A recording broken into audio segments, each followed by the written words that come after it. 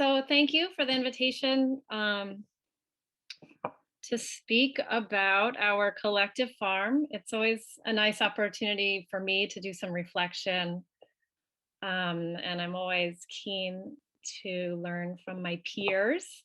And so thank you for organizing this workshop. Um, my name is Hilary Martin. I am a co-owner of Digger's Mirth Collective Farm. We are a 13-acre organic vegetable farm. And I just kind of want to give a background about who we are and what we do before I delve into how we do it. So if I could just, how do I change slides? Might have if you hover your cursor into the lower left, there might be some arrows that pop up on the screen and you can click on them. Yeah.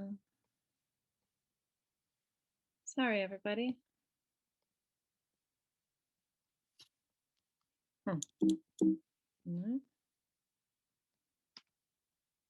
Well, there we go.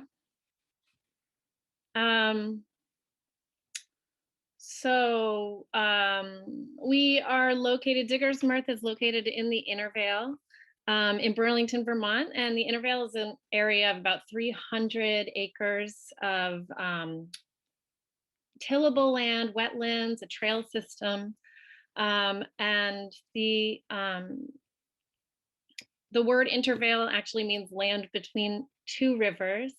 And so we know that this land has been in agricultural use as far as we know about human civilization.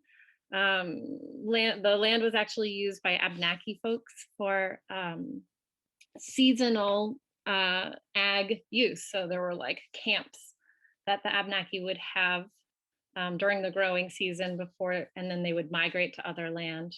And I just want to say that, the current ownership of this land is in continuum with a long tradition of agriculture and also a history of land grab by white people. So, white people helped themselves to the river valleys in Vermont and the whole region first. And so that continues to this day.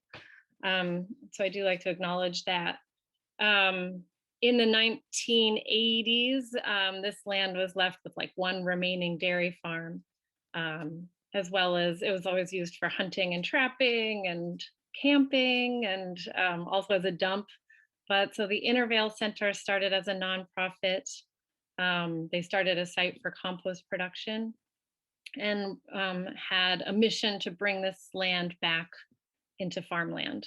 So now the Intervale Center has this agricultural mission, which includes kind of being our landlord, but also doing a number of other programs. They have a conservation nursery, which raises native tree species for riparian projects around the region. There's a food hub, which aggregates produce for CSA and also sales to the University of Vermont. There's a gleaning program, which also has a free CSA. And then they participate in a program that does farm business planning. So we are one of 6 or 7 active farms right now at the Intervale. And so our farm started in 1992. And so we basically at any time have about 12 acres in production. About 2/3 of that will be in vegetable cropping at any point, like that. And most of our sales are wholesale. We sell to the food co-op City Market in Burlington. They have 2 stores. So a handful of stores and a handful of restaurants. About half of our wholesale is to the food co-op. So we have a great relationship with our local food co-op.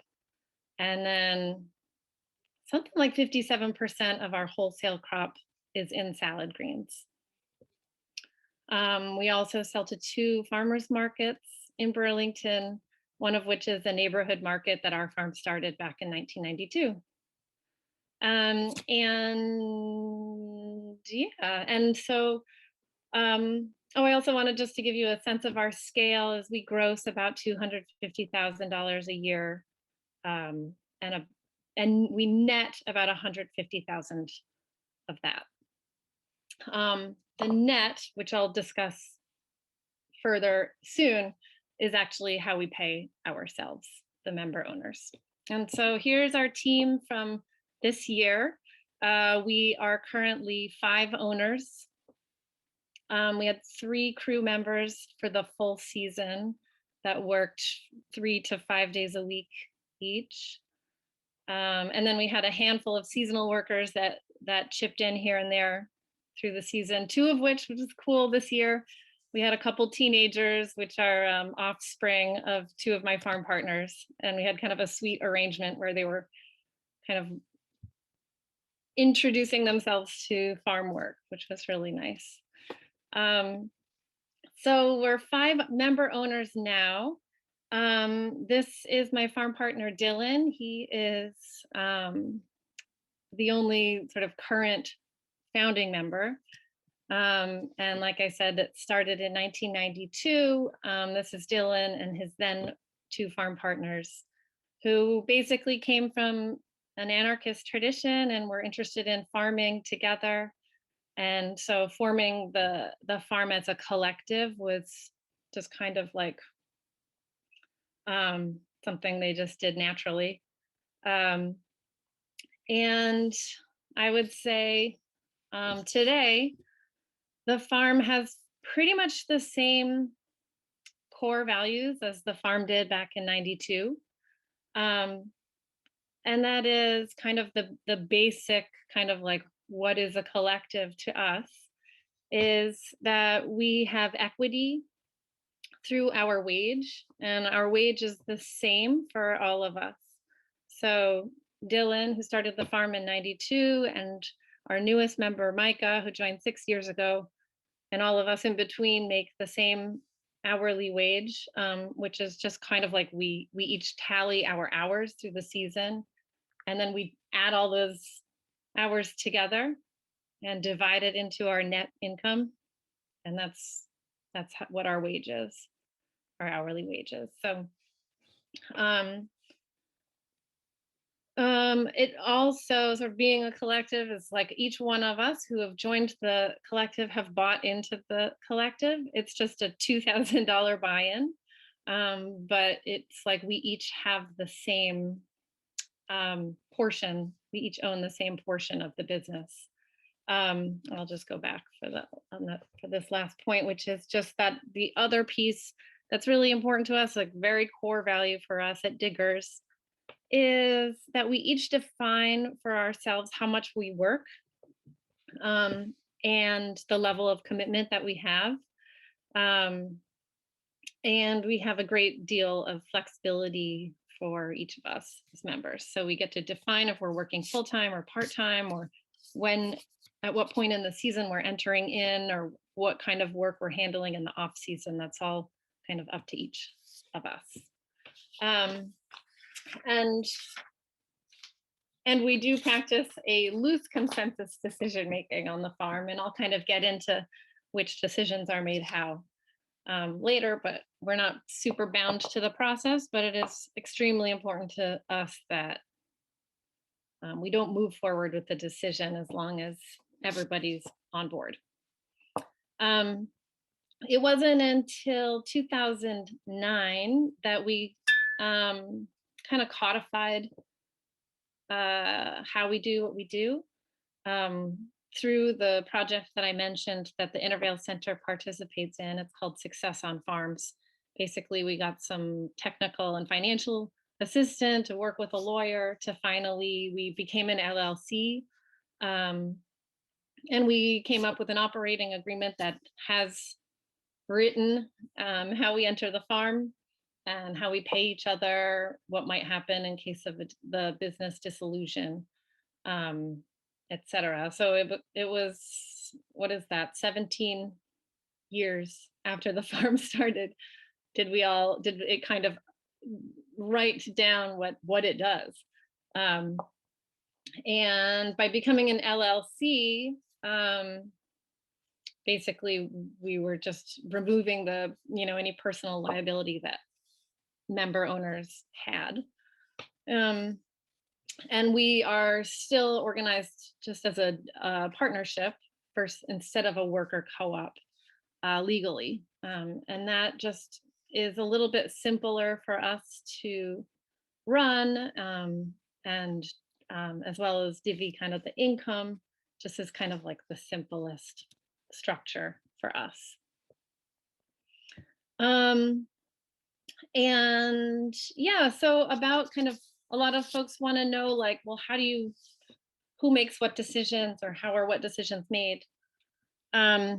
We do collectively make, the main decisions for the farm, including the crop plan, what accounts we're selling to, which farmers markets we're working, hiring plans, any kind of major infrastructure or tool additions to the farm. All of that is made basically kind of on an annual decision-making basis. Um, and then, we have some decisions that we delegate to teams, like we kind of have a fertility group that plans the farm's fertility plan, or we have one or two people that do all the seeding, and so those folks are tasked with making decisions, um, about, the sort of like on the ground seeding decisions that happen, as well as ordering seed. So we have kind of like split up our work, and in some cases those are delegated to individuals or teams that, have some authority, if you will, to make decisions as they go. And then furthermore, we've kind of designated roles on the farm, um, that essentially will hold for a season, and they oftentimes will carry for many seasons. But we found it really helpful to have like a team leader for each day, which is generally a rotating position, as well as a sales leader, or those are kind of like the major ones, but we have other roles that we've designated for each other, like, kind of human resources or delivery lead. Um, and so that's been really helpful for us as late to kind of streamline our decision making, as well as really getting at, um, equity within the collective and how we all work together and carry the load together. And so I think from here on out, I just have random slides to entertain your eyes while I drone on. So they don't really have much relationship to what I'm saying.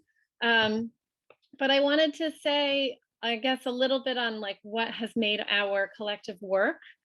And really for us, there are some things that I think are hard to replicate, coming into the Intervale Center with, has basically made it so, the entry, barrier, there's like such a low barrier to entry, financially with the Intervale Center, because we're renting our land, as well as renting our equipment use for the most part. So we have a lot of, our capital expenses are very low.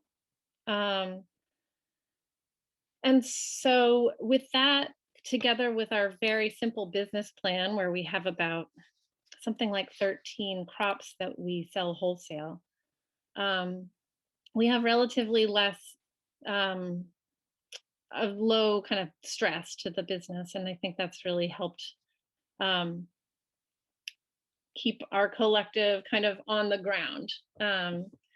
And so we've had kind of, additionally, because our farm business has grown very slowly and capitalized super slowly as well.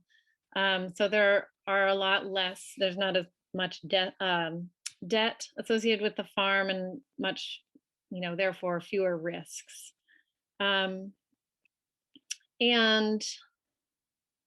I think also, really from the beginning, we've had a lot of like shared goals and kind of a shared ethic to the farm. We're all really interested in food access, and obviously because we're all choosing to work collectively, um, equity in our workplace, but also in our community. So that shared goal, I think those shared goals have has helped to really bring us together.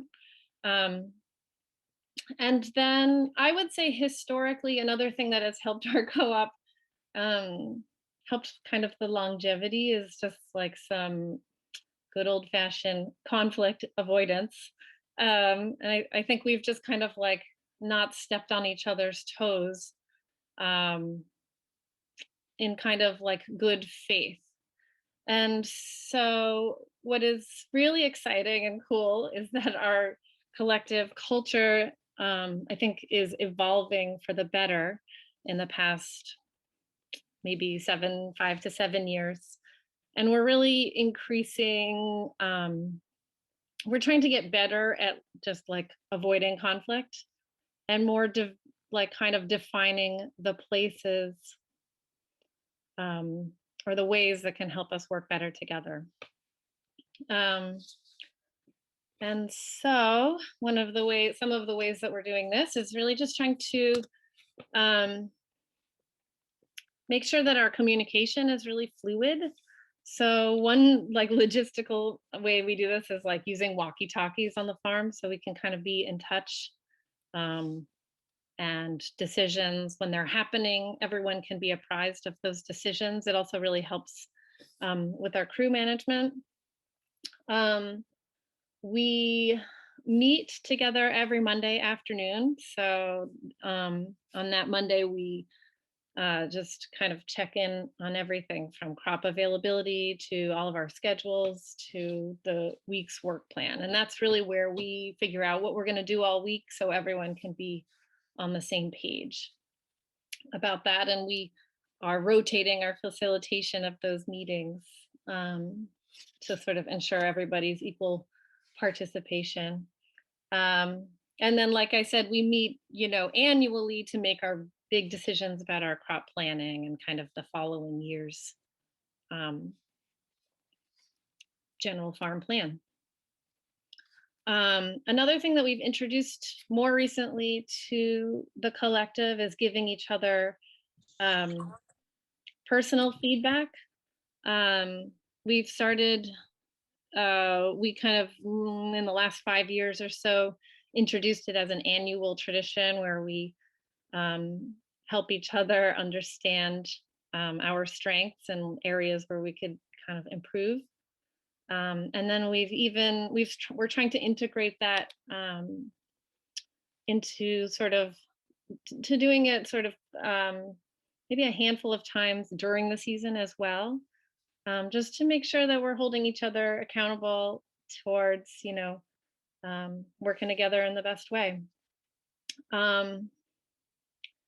And I mentioned roles earlier. We didn't always have roles. We kind of just would like share everything. And we've found that there's like a lot of power dynamics that are not always super healthy that can evolve when things are just kind of like left shared by everybody. And so we've decided, that this concept of roles is really important in terms of making sure everybody is really contributing equally to the farm. And so that's been super helpful. One thing that I heard somebody actually at another conference talking about was, there's always power in relationships. And there's this kind of concept of implicit power versus explicit power. So implicit power being just like something that someone happens upon, but that if we transform that into explicit power, like roles that are defined, and everybody knows when to expect them, that can sort of help to change or improve those dynamics. And we've been doing that for the past few years. It's been really, really helpful for us. And let's see, I guess I kind of want to wrap it up, but I want to emphasize something that's really important to us as a farm, I think makes us unique, um, is that our quality of life is supremely important to us. And we just want to make sure that each of us, as members and also our team, our employees that we have on board, um, are able to pursue their, their life outside of just the farm. And so, really defining how long in a day we work and that we don't work weekends with the exception of when we work our farmers markets. Make sure, and like being flexible as a group so that folks can pursue, time with their family or having another job or going back to school, like and having plenty of time for swimming. These are all like really important things um, for the culture of our farm, as well as really having fun with each other, um, and celebrating. We're lucky to sort of have most everyone's birthday kind of like happens about every month, and we have big birthday celebrations for each other. And so cultivating kind of like that high quality of life and also kind of enjoyment of each other and fun with each other has been really key for us. And just gonna kind of fast forward to my last slide, which was our farm Halloween costume. I think that does it for my presentation. I hope I can stop the share. There we go.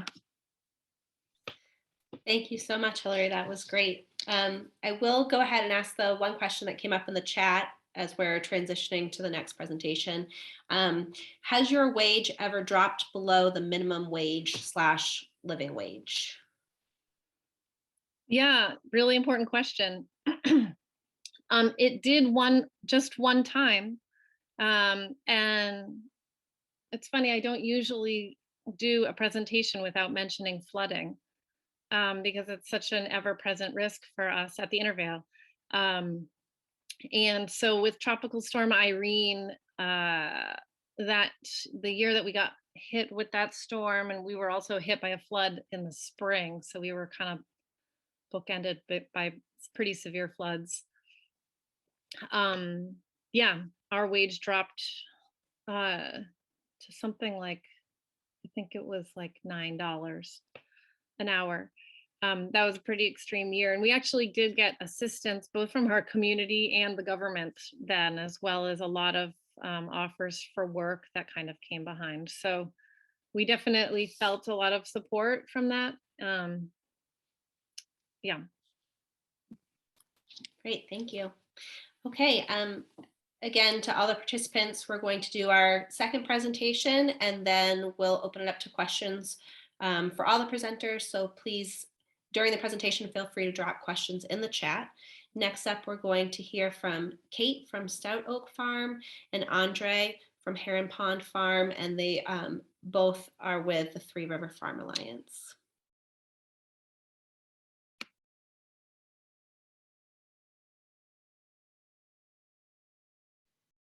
Hello, Kate. Do you want me to share presentation from our side, or do you want to do it from your side? Well, you're muted though. So. Oh yeah, I'm muted. I'll do it. Okay, you put it up. And in the meantime, I'll just introduce myself as I turn off my alarm. My name is Andre Cantamo. I'm with Heron Pond Farm in Southampton, New Hampshire. We farm about 60 acres of veg in zone 5B. We use what we term biological farming because it's such a biologically motivated system of farming we use. It's not certified organic. It's not exactly be called conventional. We do about 1.2 million in sales a year. and we do this through wholesale, CSA, and our farm stand, and we still do a couple farmers markets that we go to, and I guess and then Kate, do you want to introduce your farm now, or you want to wait till you're going to start talking? Well, why don't you do it now? Okay. Yeah, I'm Kate from Stout Oak Farm. We're a certified organic vegetable farm in Brentwood, New Hampshire. And I think my crew is digging potatoes on they had their video on a minute ago out in the field participating here. Yeah, we have a CSA and a farm store, and increasingly are selling more of our vegetables wholesale through Three River Farmers Alliance. And we really like collaborations of all kinds. So have been really excited to be part of Three River the past several years. And I'll talk more later. Yeah. So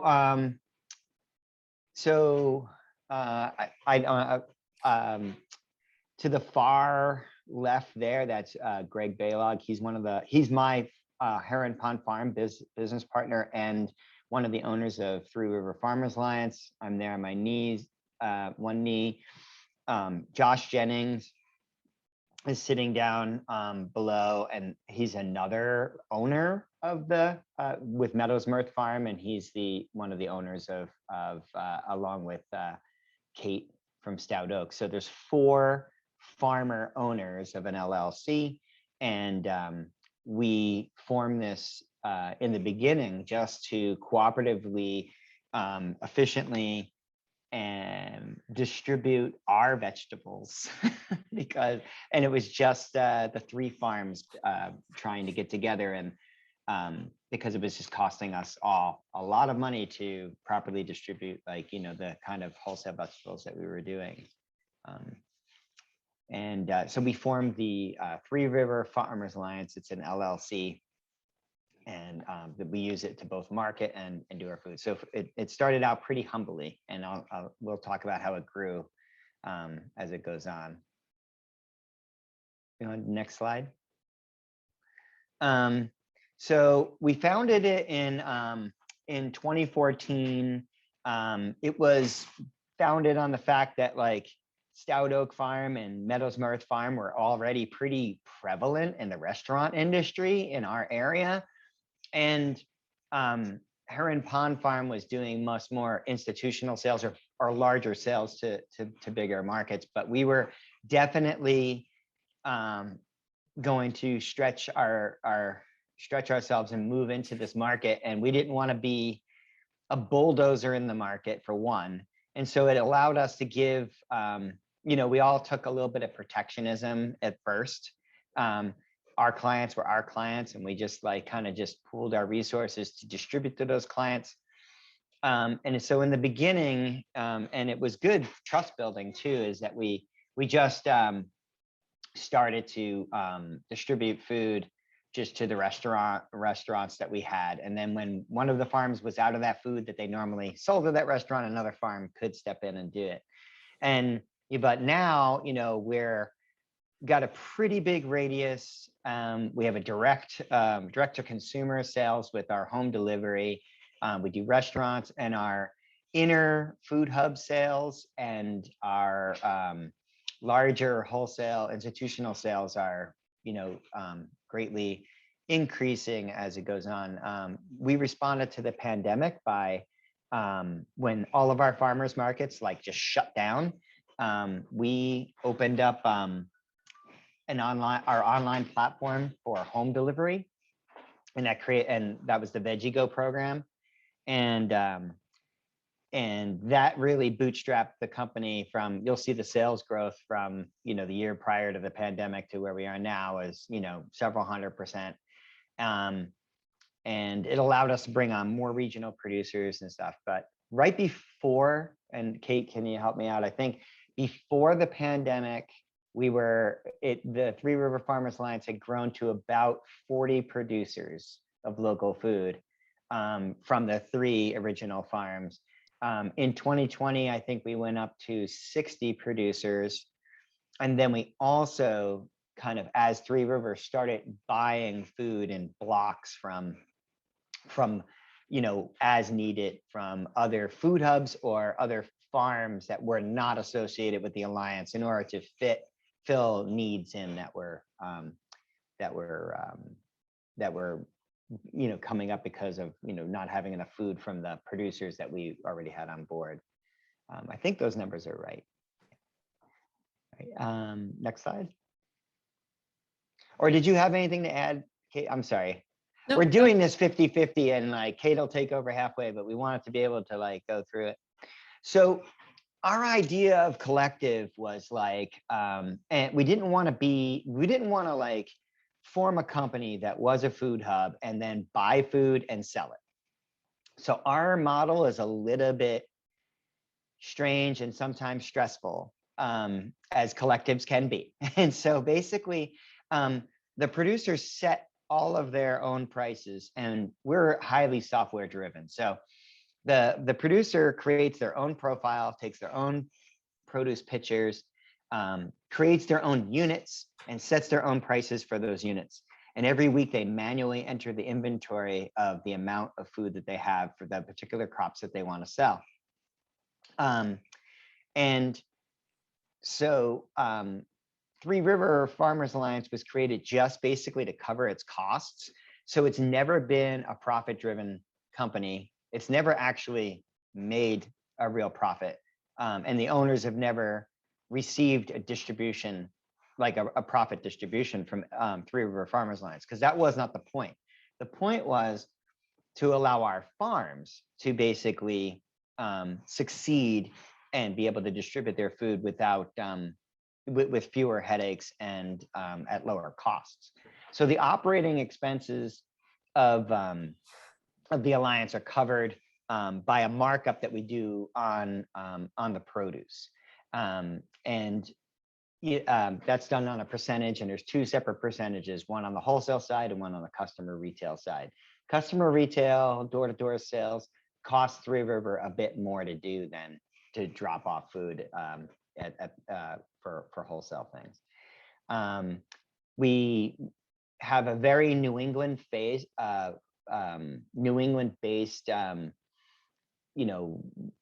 group of growers. Our membership growers are in Vermont, New Hampshire. Actually, wait, do we have any members in Vermont? I actually don't think so. I think it's New Hampshire, Massachusetts, and Maine. We have members. And then because we have a pretty strong relationship with Food Connects and Farm Fresh Rhode Island, if you've ever heard of those two groups, we get New England-based produce through them, and also cheeses and other commodities. And then we have teamed up with other regional produce people to be able to get some of our stuff for seasonal gap problems and trying to have continuity. We were getting stuff as far south as New Jersey and Pennsylvania, but the bulk of our food comes from New England and upstate New York. So I believe that's like, so we kind of have our mission-based philosophy to just stick to that kind of locale. Yeah, and I would just add that every product that's sold is identified by the farm source. And there are products that we buy in and hold and manage that inventory, but those are also source identified to every customer. So that's a value that's important to us, is it's transparency. It's important to our customers too. So like, we might have 3, 4, 5 different farms selling carrots in 2-pound units or something. And that clutters up the marketplace a little bit. You see all these carrots lined up. But there's bios on each farm, and some customers might have a relationship from farmers markets from each farm, and they'll just buy them, buy from the farm that they want. And it also, just like lets other farms have an idea what the marketplace is and what they can and can't sell. So you would think it'd be highly competitive, but it's sort of worked itself out, luckily. So, so that's the model. And then like why is, we needed access to, our broader base of customers and some of our wholesale markets, it could be food safety, it could be continuity of transportation, it could be a lot of things, but it's amazing that like some of our wholesale buyers will buy from Three River, but wouldn't buy from Heron Pond Farm because it comes in a wholesale distribution truck. And culturally, people are weird that way, I think. The other thing that the benefit they get is they could be ordering from like 8 different farms and they get one truck, they get one invoice. So also as a, third-party food certifications and stuff, they would only be subject to like one point of recall. And then the food is also, there's more traceability and they hope transparency that way. So this, like, you start to add up those things, and small producers are at a real disadvantage. And in Three River, we have like some producers like, on square footage, not like acres. They farm by the square foot.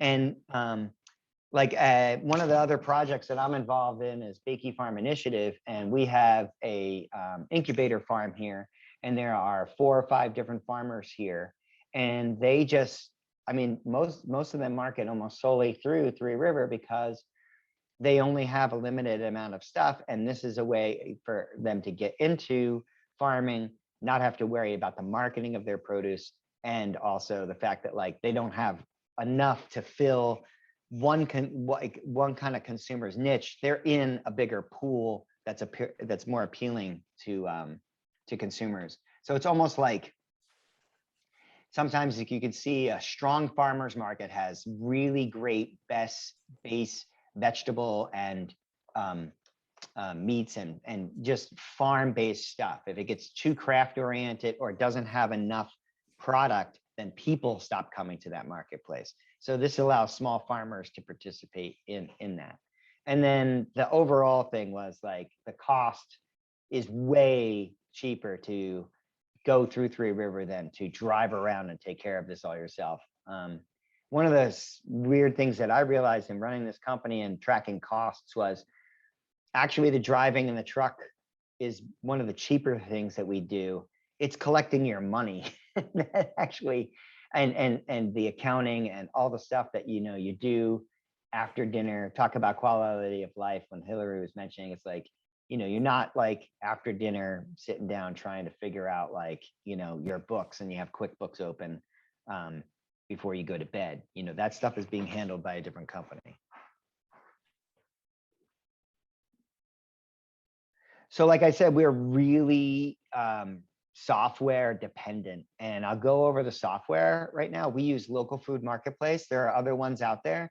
When we first got Local Food Marketplace, and we were just doing about $60,000 a year through Three River, it was like an aircraft carrier that we used a dinghy on, like of what it could do. And now we stretch the software to like basically as far as it can go, and the developers keep adding modules for us, which is awesome. I would say when picking software, just pick something that is bigger than you think you're going to need when you buy it, just like building a barn. And then the other thing I would say is are the developers open to changing the way that they do things and being flexible and creating systems that work for the people that they're building these systems for. The other reason we went with Local Food Marketplace is economically.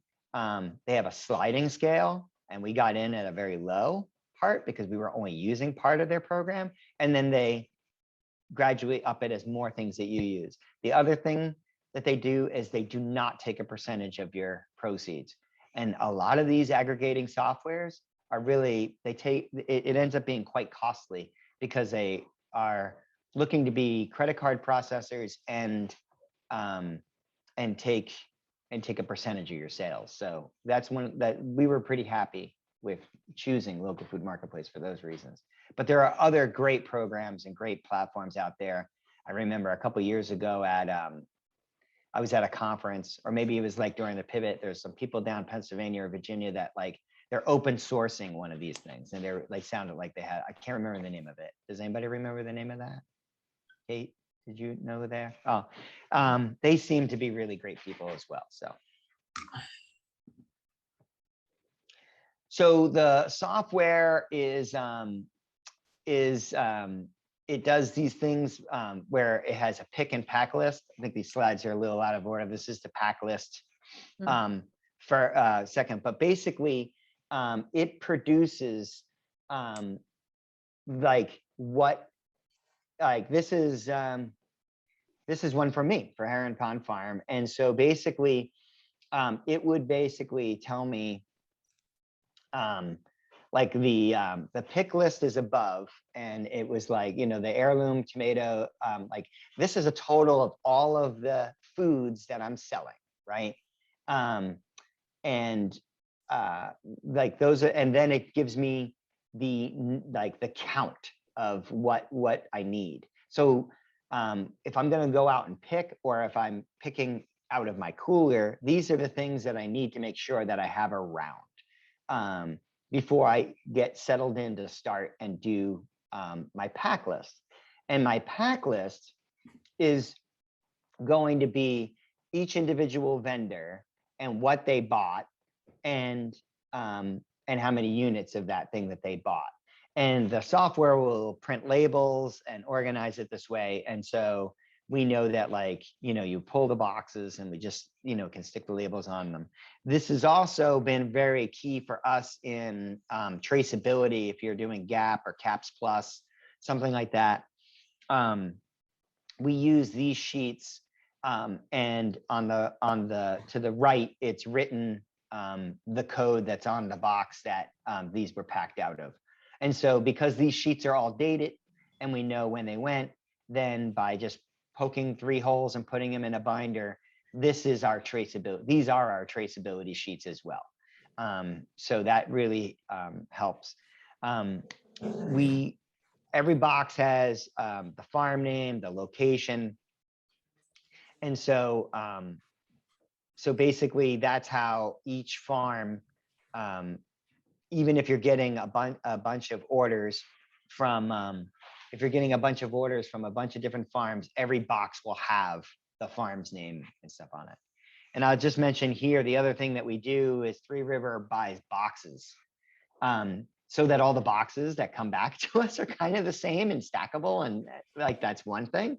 But the other thing is, I don't know if you've ever tried to buy boxes and you need it like less than a pallet of boxes, or if you needed even a pallet of boxes versus like a truckload of boxes, the prices are incredibly different.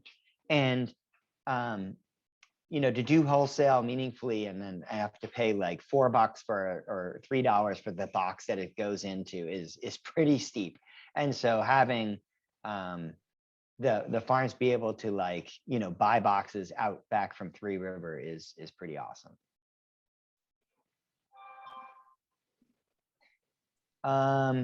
So yeah, so then the invoices are broken down. If you look at this, there's like, you know, 4 farms on this invoice.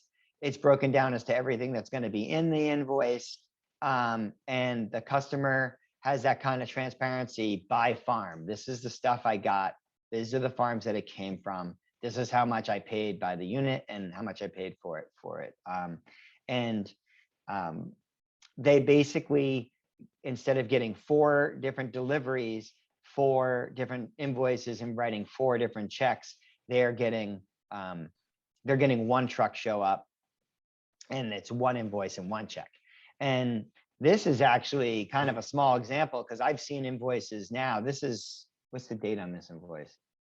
Like 7, this is from 2017, which is, yeah, quite a while ago. But so like a 2021, it might have 8, 10 different farms on one of these invoices, which is, you know, really telling about where we've grown, but also like how much it has simplified the supply chain for local food in this area.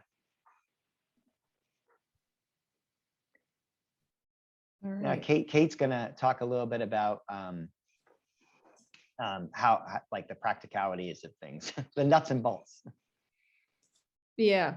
So yeah, in 2014, we kind of saw that year as a pilot year with just our 3 farms and started with actually, yeah, I don't even know if we had a truck that first year. But in our early years, just a truck and 1 employee to start, and then a manager and a driver for a few years kind of got us through. And during that time, we were borrowing cooler space at Heron Pond Farm. So really functioning out of that kindly shared space and barely making it work, but keeping our costs as low as we could. I think before I forget to say this, another thing about the software that's been really key for us was if we hadn't already had a relationship with Local Food Marketplace going into 2020, I think what happened after March 2020 would have been really challenging for us because we were already used to all the producers that we were working with were used to using the Local Food Marketplace system, and we were used to it, and our wholesale customers were used to it. And so that was really critical at that moment that we already had that in place. And it was more robust than what we really needed before that. Here is, sorry, Andre, did you have anything else to say before I move on? No, I just realized that we didn't put any pictures of the actual online market in there, and just to describe it, that like it's a nice interface that people log into and are able to create an account, and it's like a lot of other online markets that you would see, but the thing that it does is it lists how many a producer has. And like, as you buy them, it comes out of their inventory so that people don't oversell, which is nice. But it also and then it'll tell you when something's sold out, and you can, understand oh, I got to log in earlier next time or something. But it's a pretty cool marketplace as well. Yeah, and producers also, we get alerted when something sells out. We get an email that says, "You've sold out of cilantro. Do you want to post more?" And that's really handy too for managing our side of the inventory. So this just shows our growth, which was steady over the first several years. We were, our kind of core base of customers was restaurants, kind of smaller scale restaurants in the Seacoast area. It was kind of like our core of activity, but we were doing lots of legwork, making headway into more traditional wholesale avenues, and also starting to work with some of the other hubs. But then in 2020, obviously, a lot of things changed, but a lot of local farms' business models shifted and marketing channels shifted, and so it obviously made sense for us. A lot of us looked at each other and said, wow, well, what are we going to do? We have all this food right now and our farmers markets are canceled. So here we go. We got to shift to do something different. But I think since then, we've really seen that Three Rivers been able to be a resource for farmers as they're making decisions about how to sell what they're growing. So I'm going to get into a little bit more detail about this, but obviously we made this big leap in 2020 that was dramatic in lots of ways and pretty stressful, but really pushed us to see what we could do. And then this year, we're still not comparing apples to apples with any of our data, because it's really hard to look back and compare even this year to last year, because this year we actually have 4 quarters of the year when we're operating with this new model of home delivery and wholesale. Whereas last year it really started, in late March. So we're expecting our sales to come in close to what they were last year, and that's pretty exciting. I can't find my cursor. There we go. Andre, anything else about that? No, that's good.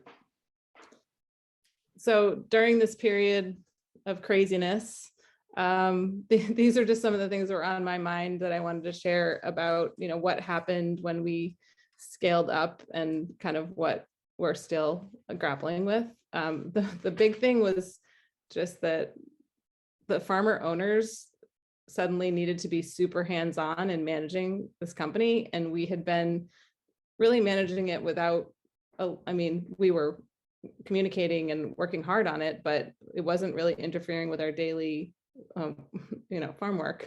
So suddenly it really did. And we, we went into this home delivery thing with 2 employees, and then, a couple months later had 25 employees. And so that was pretty dramatic and interesting.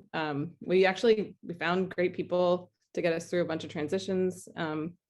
And we moved twice, well, 3 times, I guess, really, out of that initial using the Heron Pond Farm cooler to Bakey Farm. And then we moved in late summer last year to a facility in Exeter that was formerly a car dealership that happened to be available. And then we just in early September moved to a rented facility in Vermont, New Hampshire, that we hope to stay at for a while. So that we've had a lot of transitions. And then of course, we went into this with minimal infrastructure. We now own more trucks and lots of cold storage trailers, and just have a lot more to manage. But we hired an operations person who is managing the day-to-day at this point, and the farmers are back on their farms, and we're trying to figure out what our roles are exactly in the next phase. But with this, home delivery being a whole new frontier for us, routing software became really critical. I put that on this list because I had no understanding of how, the logistics of that were going to play out. But Local Food Marketplace actually works directly with Routific. So the software, those 2 softwares are linked and work together, which is really critical. And another big piece is just with all the new producers we've been working with, all the many new customers we have, there's a lot more customer service and communication that's happening, that's coming out of our team. We now have a community experience arm of our staff that's managing all this customer service, helping Veggie Go home delivery customers get the answers they need to all their questions and things like that. And we're still looking at really what is our marketing and sales strategy going into the future, but just redoing our website and ramping up. We just did some direct mailing to some communities that we wanted to reach out to, things like that. So just learning a ton as we go through all of those new processes. Anything to add, Andre? No, just that it didn't seem like routing software was going to be the most exciting thing of my 2020, but Local Food Marketplace responded because we were getting hundreds of orders a week. At the height of it, we were doing a couple of weeks in a row, we were doing 900 orders a week. And the problem is we could use third-party routing software and come up with the most logical way to put those orders out into the world. But the problem was that the invoices would be printed any old way. And with the routing software integrated into our aggregation method, the pick list, the food, everything can be put together by route now, which is huge for our staff, and making it actually work. And so just things that you don't think about, but this was huge for us, to be able to integrate those 2 things and make it work together, make sure that people were getting the right food, was on the right route, and that the invoices were in some kind of order that made sense to the drivers. And we actually attached the routes to specific trucks too. So now they're tied to each other so that they can minimize mistakes in this area. It's just reminding me of in April of 2020, when Andre, you would just be carrying around these stacks of papers, giant printed stacks of invoices that had to be organized to go on the next route. And yeah, I'm glad we're not still doing that.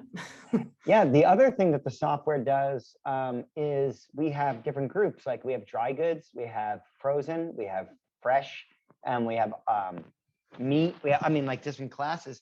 And now the software at Local Food Marketplace will highlight or arrange each customer's invoice in the order that you want it to be in.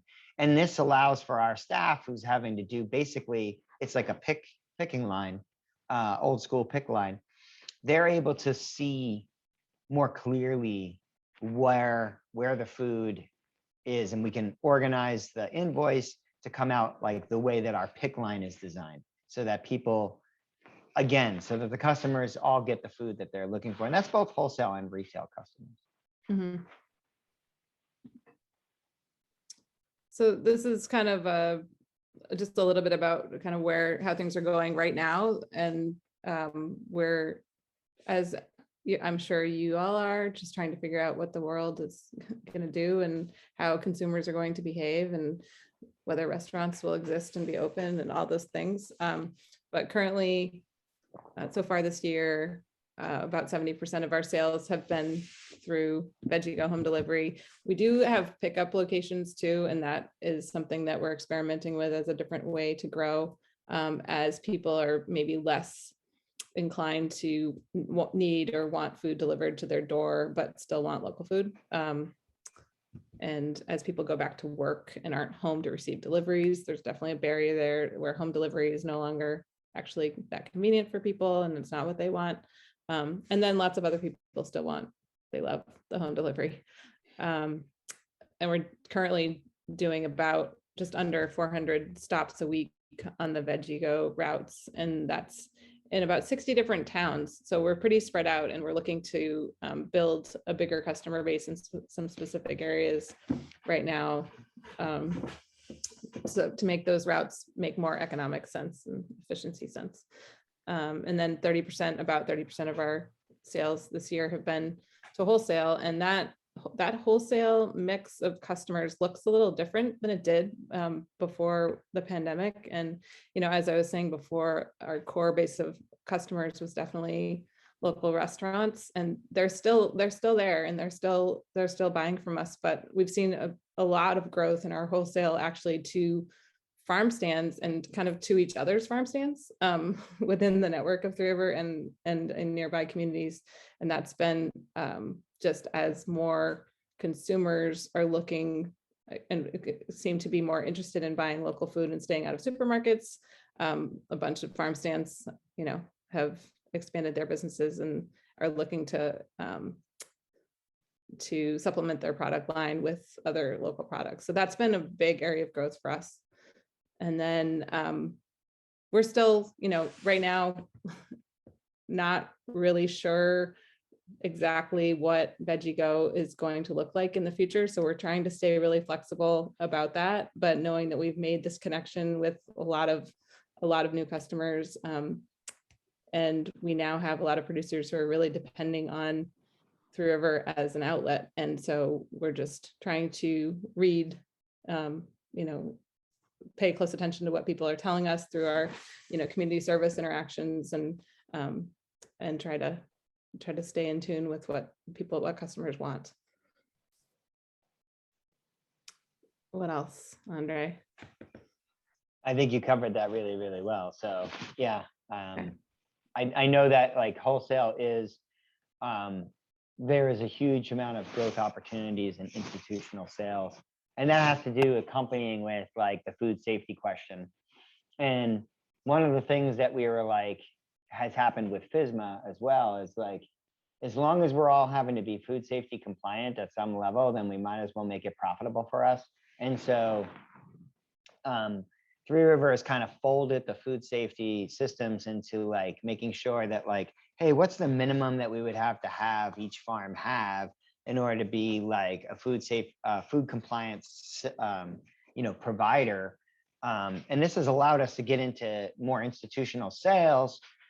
And it seems like there's more flexibility there, and that we might be able to be more resilient, move more local food that way as well.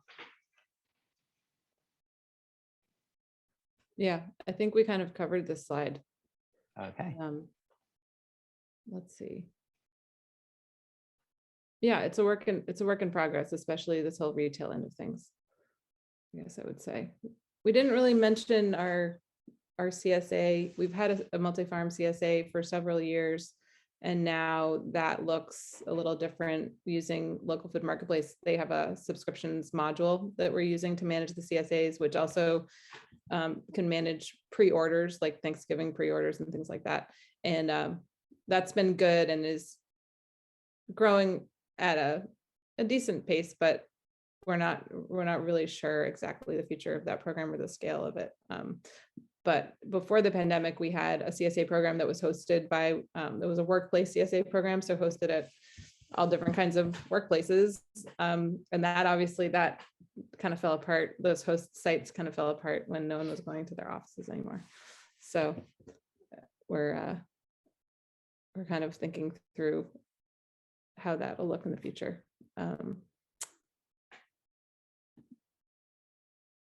Yeah, I guess so. Just a little bit more about the thinking more regionally. I think some of the exciting possibilities about moving more food are really coming up when we have conversations with the other hubs and other entities that are working on kind of filling in the gaps for each other in the region, whether it's like seasonal gaps in specific products or parts of the Northeast that where there aren't hubs operating or aren't strong farmers markets or CSA communities. Just seeing how we can work together to move our trucks in a way that makes sense to be picking up and dropping off food and moving more food. So there's a lot of work being done on Zoom through in this network of food hubs that's working hard on this right now, and I think that's an exciting new thing for us to get involved with. That's definitely worth the time to build those relationships and figure it out. Anything else, Andre? No, I think that this map is changing all the time. Evan, who's our director of ops, is like, this is a priority. I think that one of the biggest connections that we've been able to make is like really strengthen our relationship with Food Connects. And we get a lot of food out of Vermont through Food Connects. It's funny, in New Hampshire, we tease that like you can never sell anything from New Hampshire into Vermont, like ever. But Vermont seems to be able to sell whatever they want in New Hampshire, as long as it says Vermont on the label. But now it kind of like does go the other way a little bit, where we're selling things to Food Connects and kind of making those trucks full both ways, which is nice. Yep. Yeah, that's it takes, I mean, you can't you can't do this alone. Like, that's the Heron Pond Farm team from pre-COVID, because we're not wearing our masks. So you can kind of it's the picture I've been using because it's the one without masks. So I guess this is a 2019 slide of the crew, 2019 version. That little puppy is a full-blown beast now. Yeah, we all work together to get things done, and this is the crew at Heron Pond Farm that relies on Three River for our paychecks. And this is our crew, and kind of a recent picture, actually. Yeah, getting it done. So thank you so much for having us.